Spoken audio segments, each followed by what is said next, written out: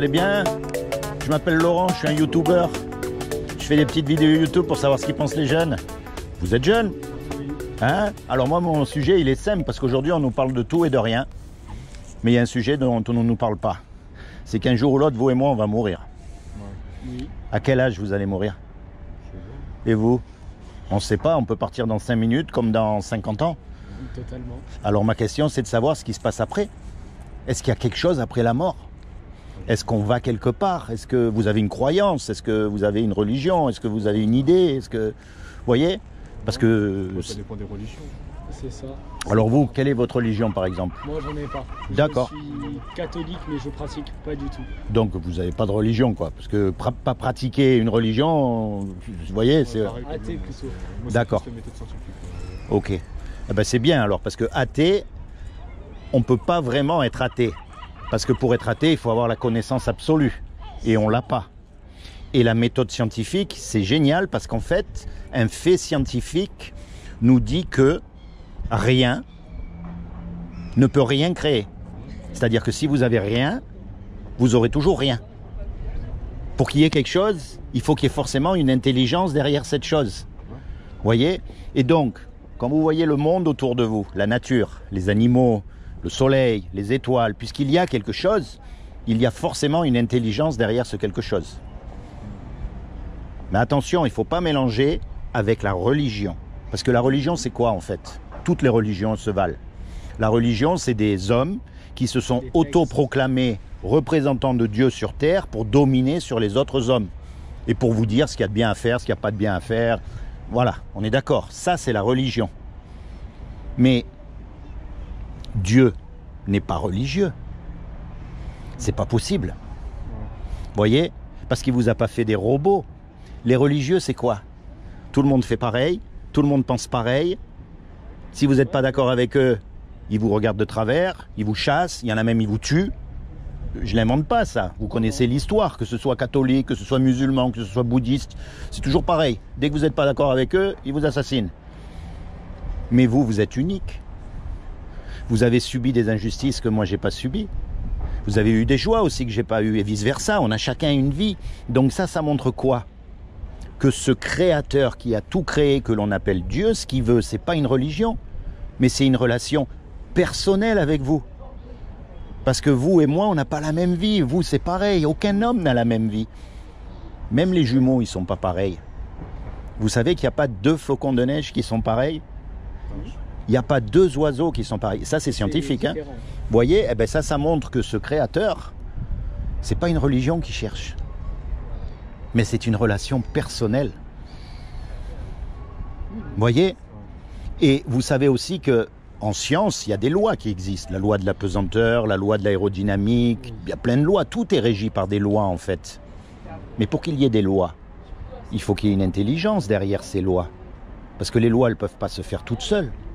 On est d'accord. Et il y a aussi une loi morale. Et cette loi morale, c'est elle qui va déterminer où est-ce qu'on va aller quand on meurt. Vous connaissez la loi morale? Vous connaissez les 10 commandements? Non, je connais pas vraiment. Mais... Alors on va voir où c'est que vous allez aller. Et attention, je ne vous juge pas. Parce que moi, j'ai lamentablement échoué au test.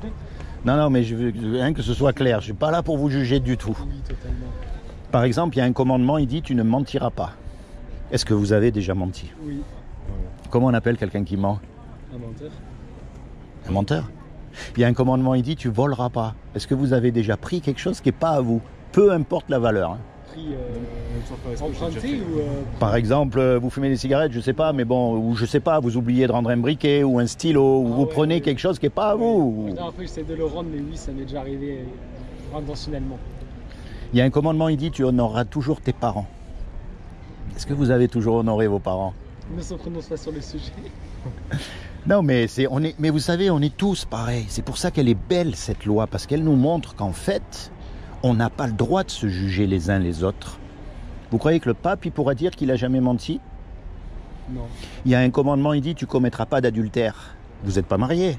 Non. Donc vous allez dire « oh là, au moins je suis tranquille, celui-là je ne l'ai pas cassé ». Mais non, parce que Jésus a dit « quiconque regarde une femme pour la convoiter a déjà commis un adultère avec elle dans son cœur ». Et quel est l'homme qui n'a jamais regardé une image pornographique? Aucun. Vous croyez que le pape, il pourra dire qu'il a jamais... Parce que c'est dans notre nature. Regardez un petit garçon. On n'est pas obligé à lui apprendre à faire des bêtises. Ouais. Il le fait tout seul. De naissance. C'est fou quand même. Par contre, pour essayer à lui apprendre à faire le bien, vous pouvez y aller. Hein. Vous voyez, de nature, on est mauvais. C'est comme ça. Tous les hommes. Il n'y en a pas un qui est mieux que l'autre. C'est pour ça qu'on n'a pas le droit de se juger les uns les autres. Parce qu'il y en a un qui va tomber d'une façon, il y en a un autre qui va tomber d'une autre façon, mais on va tomber quand même tous. Au final, quand on se casse la gueule, quoi. Donc vous venez d'admettre, et c'est pas moi qui l'ai dit, vous êtes un menteur, un voleur, vous n'avez pas honoré vos parents, vous avez promis probablement eu aussi un adultère dans votre cœur, n'est-ce pas, comme tout le monde? Non mais c'est vrai. Oui, oui. Et donc quand vous mourrez, si vous êtes jugé par cette loi, vous allez être déclaré coupable ou innocent? Normalement coupable. Coupable, c'est la logique. Et si vous êtes coupable, vous allez aller au paradis ou en enfer? Ça, on sait pas. En enfer. Il n'y a que deux solutions. Et ça, c'est terrible. C'est un mot qu'on n'aime pas. On ne veut pas en entendre parler parce que justement, les religions, on en fait une caricature. Vous savez, le diable avec les cornes, avec la queue, machin, ceci. Non, mais c'est pas ça l'enfer. Imaginez-vous un monde où il n'y a pas toute cette beauté. Séparé de toute cette beauté, un endroit où il y a des grincements de dents, des regrets éternels, où les vers, vous savez, les vers qui mangent le corps quand ils meurent, ils ne meurent jamais, où les feux ne s'éteignent jamais non plus. C'est un endroit terrible. Et là, c'est ce qu'on mérite tous, c'est notre destinée. Tous les hommes, il n'y en a pas un qui est mieux que l'autre. Ça, c'est la mauvaise nouvelle, c'est ce qu'on mérite. Et c'est pour ça que le monde ne tourne pas rond. Mais maintenant, il y a une bonne nouvelle dans l'histoire. C'est que oui, mais la bonne nouvelle, le plus vous avez d'un côté la mauvaise nouvelle et le plus la bonne nouvelle, elle sera bonne. Maintenant que vous savez ce que vous méritez, comme moi, voyez, un créateur, ça aime ce que ça crée. Un musicien, il aime sa musique. Un cuisinier, il aime les petits plats qu'il fait. C'est simple. Eh bien, comme Dieu nous a créés, il nous aime. Et quelqu'un qui nous aime, il ne veut pas nous envoyer en enfer. Pas de mal, ouais. C'est logique. Donc il a fait quelque chose pour que vous et moi, malgré qu'on soit coupables, on puisse éviter son châtiment. Est-ce que vous savez ce qu'il a fait? Est-ce que vous avez une idée? Est-ce que vous voulez savoir quand même? Ouais. Allez.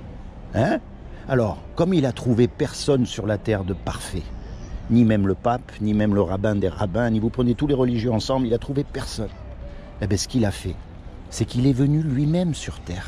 Et il s'est habillé avec un corps. Il a pris une forme humaine qui est Jésus. Et il a dit, quiconque croit que Jésus est le Fils de Dieu et qu'il est ressuscité des morts, il aura la vie éternelle à mes côtés. Il n'a pas dit d'allumer des cierges. Il n'a pas dit de rentrer dans les ordres. Il n'a pas dit de faire quelque chose. Il a dit de croire. En fait, quand Jésus est mort à la croix, il est mort à votre place. Et il est mort à ma place. Parce que lui qui est Dieu sur terre, par définition, il n'a pas commis de péché. Il est parfait. Et donc son sacrifice, il a été accepté. Imaginez, on fait un braquage tous les trois.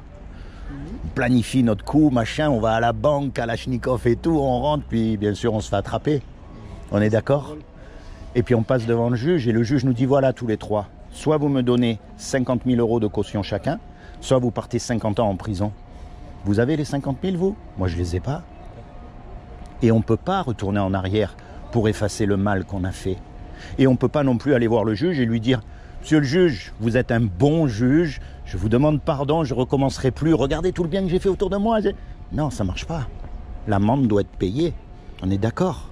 Et puis là, il y a un homme qu'on ne connaît même pas, qui vient et qui paye l'amende à notre place.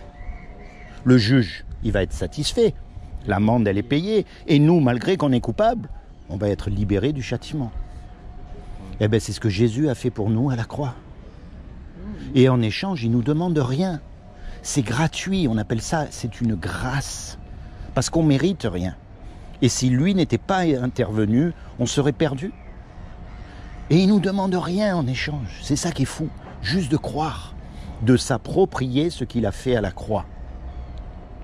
C'est-à-dire que quand vous êtes tout seul, pas comme les hypocrites, hein, s'il vous plaît. Non, parce qu'il y en a beaucoup, ils vont aller à l'église le dimanche ou à la mosquée le vendredi et tout. Puis le mardi, ils ont oublié qu'ils sont allés à l'église et ils se conduisent comme tout le monde. Non, pas comme les hypocrites. Quand vous êtes tout seul dans votre coin, c'est là que vous commencez à parler à Dieu.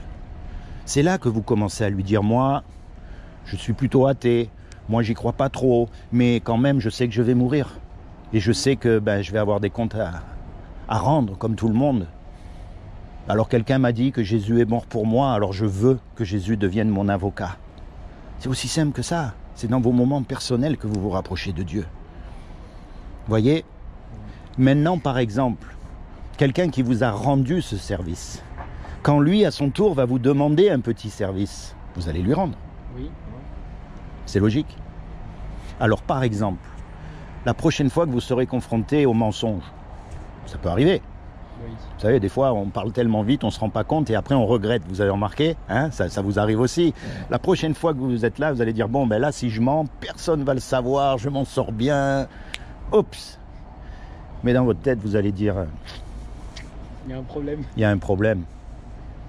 La véritable histoire de Jésus, c'est qu'il est mort pour moi à cause de mes péchés. Et en échange, il me donne le paradis gratuitement. J'ai rien à faire. Juste à croire ce qu'il a fait.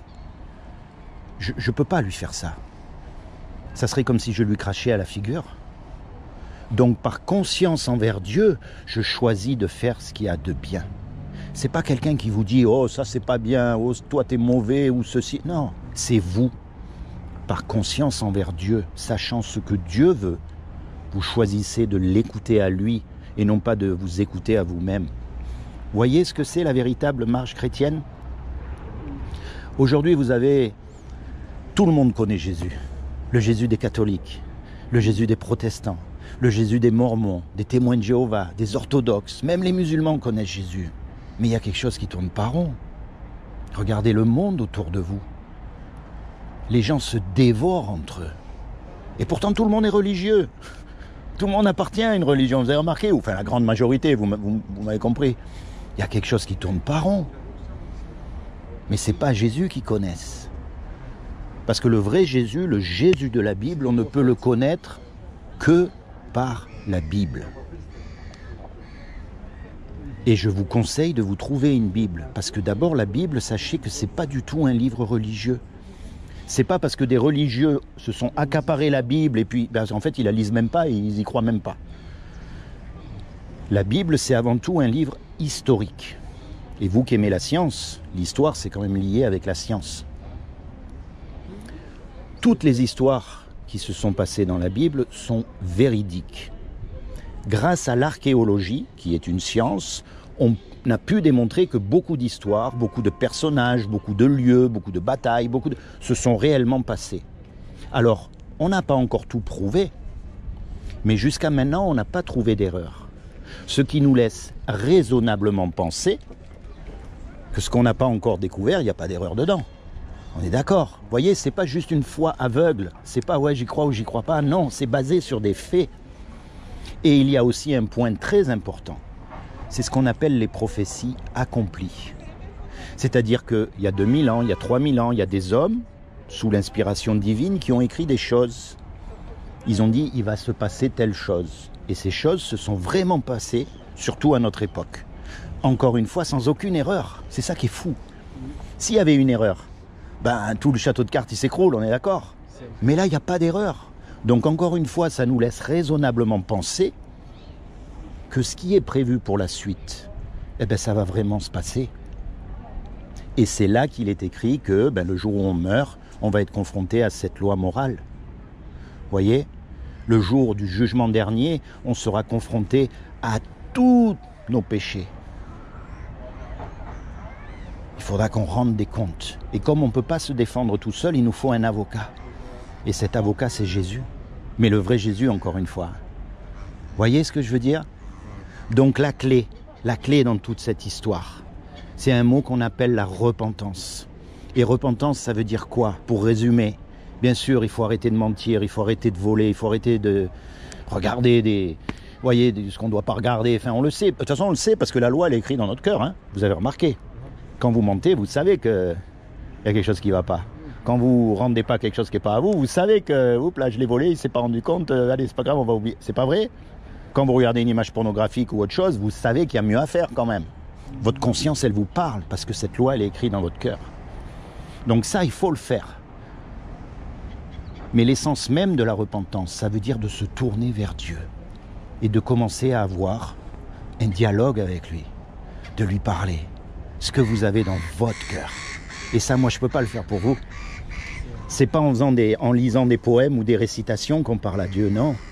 C'est vraiment ce que vous avez au plus profond de votre cœur, vos souffrances, vos joies, vos peines, vos incompréhensions, vos espérances. Et vous mettez Dieu de partout dans votre vie. Je ne sais pas si vous faites des études, si vous travaillez, peu importe, mais vous l'amenez avec vous. Le matin, vous vous réveillez, bonjour. Aussi simple que ça, c'est pas une religion.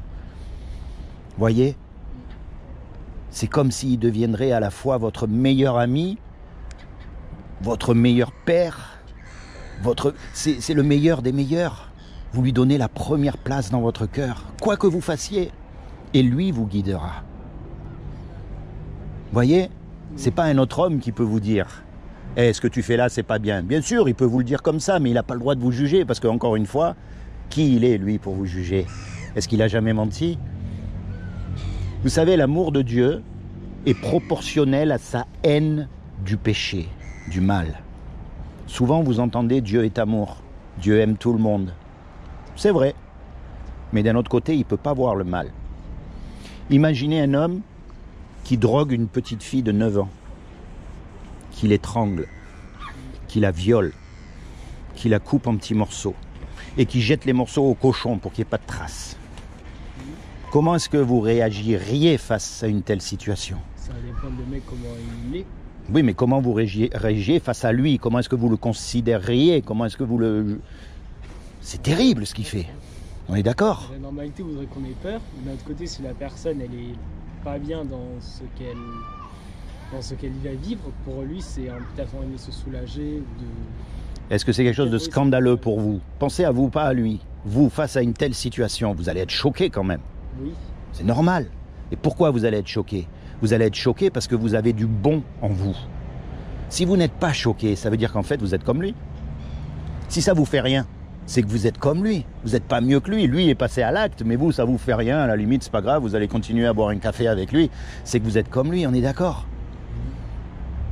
Eh bien, Dieu, c'est pareil. Il peut pas voir le mal. Mais alors, un petit mensonge pour lui, il peut pas. C'est pas possible parce qu'il est tellement saint. Il est tellement parfait. Imaginez l'intelligence pour créer un papillon, un soleil, un homme. Mais on n'arrive pas à s'imaginer Dieu. C'est pas le petit Jésus que vous voyez sur la croix comme ça dans les églises, hein? Non, non. Attendez, qui a créé tout ça? Imaginez l'intelligence, parce que nous, avec toute l'intelligence qu'on a, on est capable de faire des choses merveilleuses, mais à partir de rien, on peut rien faire. Incapable. Et moi, c'est ce Dieu-là que je vous présente. Et ce Dieu-là, vous le rencontrerez quand vous êtes tout seul, dans votre coin, si vous le cherchez de tout votre cœur. D'accord? Si vous permettez, en souvenir, je vais vous laisser un petit livret, juste pour résumer un petit peu tout ce que je vous ai dit. Comme ça, ça tombera pas dans les oubliettes. Ce petit livret, ça s'appelle Le Saut. Vous savez pourquoi? Est-ce que vous sauteriez d'un avion sans parachute? Non, sans passion. Pourquoi? Parce que j'ai un peu le vertige. Non, parce que ça fout la trouille, il faut être honnête. Pourtant, vous êtes prêt à sauter dans la mort? Est-ce que vous êtes prêt? Est-ce qu'il n'y a pas un parachute? Est-ce que Jésus ne serait pas le parachute? Remarquez notre société, on cache la mort. Vous avez remarqué? Maintenant, les personnes âgées, elles finissent dans des mouroirs. Les gens, ils se font des liftings, ils veulent pas vieillir. On cache la mort. Mais c'est une réalité. Est-ce qu'il n'y aurait pas un parachute? Alors, dans ce petit livret, là, si vous remarquez, au début, vous avez juste un petit comparatif des 4 grandes religions, on va dire. Ça vous explique pourquoi devenir chrétien. Tout simplement, c'est un petit résumé de ce que je vous ai dit. Au milieu, vous avez un des 66 livres de la Bible. C'est le livre de Jean. C'est pour apprendre à connaître Jésus. Le Jésus de la Bible, pas ce qu'on en a fait. D'accord? Là, vous pourrez connaître Jésus. Qui est Jésus vraiment par rapport à la Bible encore? Et comme je vous ai dit, raisonnablement pensant. Et à la fin, en conclusion, vous avez quelques petits conseils pour que vous puissiez marcher avec Dieu. Tout seul, sans personne. D'accord? C'est comment votre prénom? Fabien. Fabien. Et vous? Flavien. Flavien et Fabien. Seigneur Jésus, je te demande de bénir Flavien et Fabien. Je te demande de leur accorder à tous les deux le désir de leur cœur, de te révéler à eux comme leur Seigneur et leur Sauveur, et plus que tout, de leur permettre de rentrer dans leur destinée éternelle. Parce qu'il n'y a rien de plus important que ça, les amis. Et voyez, moi, je ne fais pas du racolage, il n'y a pas de téléphone, il n'y a rien du tout, c'est pas mon but. Mon but, c'est que je vous aime tellement que je veux être sûr que vous alliez à la bonne destination. Je vous ai annoncé ce qu'on appelle l'évangile. Maintenant, la balle est en votre camp. Et j'espère qu'on se reverra là-haut. Parce qu'il est écrit que les souffrances que l'on peut subir ici sur terre n'ont rien à voir avec la joie que l'on va rencontrer là-haut. C'est un peu comme une femme enceinte. Vous savez, les douleurs de l'enfantement que nous, on ne peut pas comprendre, hein, on est des hommes. Mais bon, on s'imagine les douleurs. Il paraît qu'elles ont vachement de douleurs quand elles accouchent. Mais il paraît que dès qu'elles voient le bébé, toute cette douleur, elles l'ont oubliée. C'est ce qui se dit, on est bien d'accord. Eh bien, avec Dieu, c'est pareil. Quelle que soit la galère où on est ici, ça va s'arrêter. Que l'on soit en prison, que l'on soit malade, que l'on soit... Vous imaginez le pire des choses, ça va s'arrêter puisqu'on meurt. Mais après, ça ne s'arrêtera plus. Et notre destination éternelle dépend des choix qu'on fait ici. Souvenez-vous du parachute. D'accord ? Merci tous les deux de m'avoir écouté. Soyez vraiment bénis du fond du cœur. Ok ? D'accord. Bonne journée. Bonne journée. Au revoir.